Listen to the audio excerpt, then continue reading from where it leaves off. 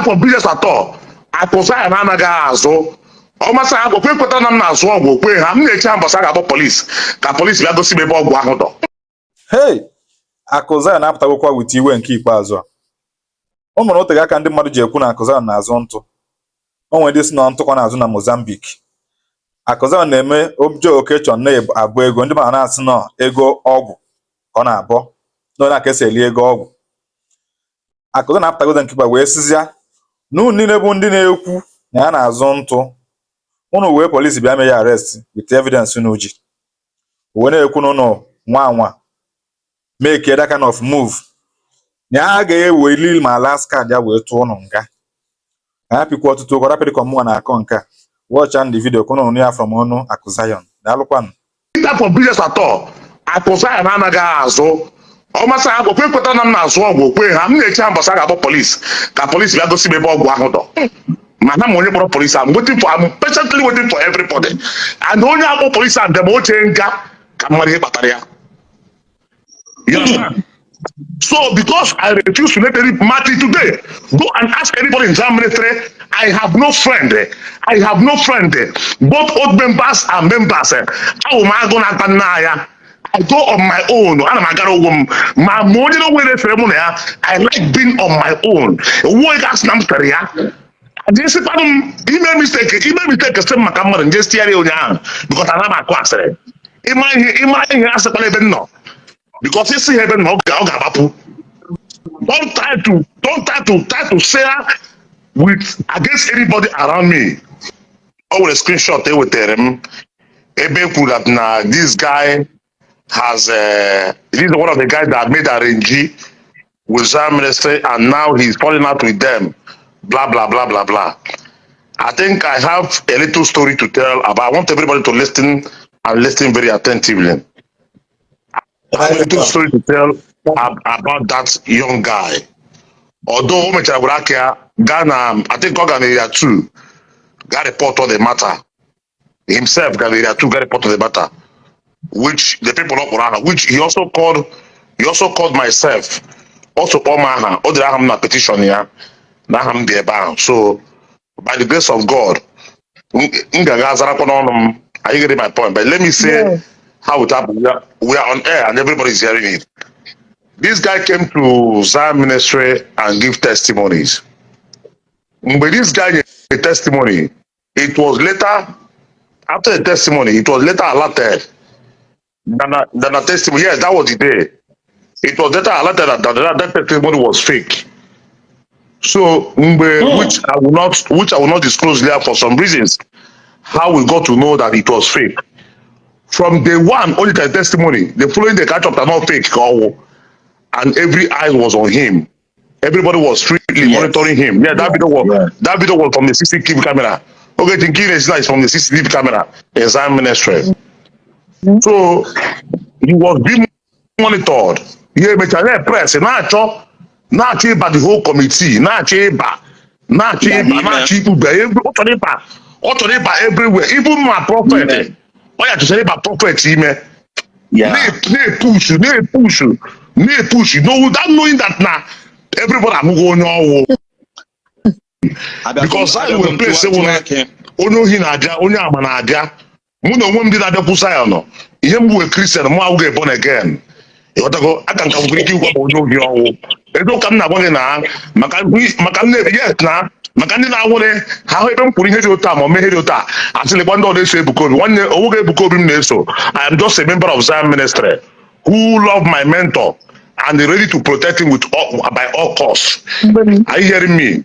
So I didn't walk over Lambo. I didn't prophet or an army. One Makanda, I will give me a pastor. Nobody called me. So now this young man,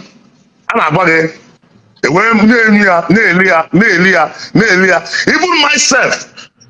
Oh, man, a group here. I have evidence of this things I'm saying. Oh, man, a group here. Oh, man, a group here. Yeah, that's built on the CCTV camera in the Zion ministry. Oh, man, a group here. Oh, man, a group here. That's the person that Aku Zion in her contact How they go sugar from Dangote? They wanted to dupe someone. The person is still alive. They wanted to dupe the person. That's the person. The person now had to get my contact. Do I see him? No, you put it and do to her. No, you put it and do to her. No, her contact. They put sugar from Dangote. Msi amuwa sugar. Nebe amuwa Dangote na mazu sugar. Nje megene. It was that was how the guy ran away from their trap. Has it here. You understand? So yeah, make ata. Yeah, make ata. Negente because the guy no where this guy no where this same guy. Ejiga got reported to police. I gave for your report to police. I gave for gently because we are all nobody's above the law. We are all under this. We are all under the law of the Federal Republic of Nigeria. Yes, And yes. police, yeah, and the police is all there for us. Okay, guys, anybody can be reported. Yeah, you are Yes, right. no problem. We have reported already, and we have followed it up. We have followed it up on the corridor of the law. So now, this guy, a May 100 days fasting and prayer closing committee. This guy forcefully, negente. He will volunteer. He will the guy even no. Negente the guy did that guy go mebo. This guy forcefully went into that committee and caused a very big chaos by giving them a fake alert of 4 million naira. He gave them negente. This guy caused a chaos. This guy went there and gave them, this is the same guy, somebody with honor, who a blogger, a content creator. You foolishly make a long while he came to rob people in Zam ministry. This guy with a fake alert, with a send because Nama in one arrow and the money not very as I'm military without you knowing that I'm not a hero. A way papa that a lot that particular kia with a trace in a bank or would they get had on a bank. Hey, What this guy now did? This guy does in also over to see me in a chairman. That print a statement of account. That print a statement of account. Somebody now got account here. Over to see me in a chairman. We will follow it. Oh yeah, for the police. When I'm going to come on, for the police, they all with time. Yeah, this guy waiting also.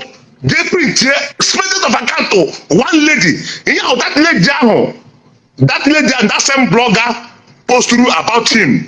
That same blogger post through him. He also posted that lady. That lady and got after her face, so they went and delete that one. But already it has been. Already it has been speaking. Hold on. Oh yes, this screenshot is all the with my team. So that lady, yeah, that picture. This guy with the main reason that lady they posted as minister today. He complicated that lady, and after that lady so no job. Negente, they got put the statement of account the lady, which is against the law. Printing someone's statement of account. Even this matter, all the report to say it here. My bank can print it here. My gene, I got put that quote here. Negente, he went and doctored the woman's statement of account. He got this woman's statement of account. Messia, I took away so even the one now because the one now with them also all they put all the weight it. The one now that I said go like a kuya. The one now choco. Even self. Even from the look of things. The one now he nearly insulted prophet that day. He nearly insulted prophet that day. The one now said go like a subuya konwo. But the less you have failed. That's what I'm talking. So this same guy, We ending. this same guy now went as far as Negente because I saw him. He tried entering me. He tried being my friend in that ministry, probably to also use my reputation to climb on people because as I minister him no, him that he I tell him for business. Onoga season for survival tega e when business dota nwanne ye mbere ikpere wu Chineke ya gwe him nwere mama ya kara abanye gi bro nwe ga ma agawa gi gawara onwe gi I don't come there for business e when business bi na-eme before Gaza ministry. You understand? Almost when kina supply him o almost when kina ebunye mo na China mo na Europe mo na Nigeria wait for business at all Aku Zion anaghị azụ ọ masị ha okwe kwetara na m na-azụ ọgwụ okwe ha m na-eche ha mbọsị a ga-akpọ polisi ka polisi bịa gosi m ebe ọgwụ ahụ dọ ma ha ma onye kpọrọ polisi I'm waiting for I'm patiently waiting for everybody and onye akpọ polisi ahụ dem oche nga ka mmadụ ihe kpatara ya. You understand? So because I refuse to let any party today, go and ask anybody in Zion ministry. I have no friend. I have no friend. Both old members and members. I go on my own. I'm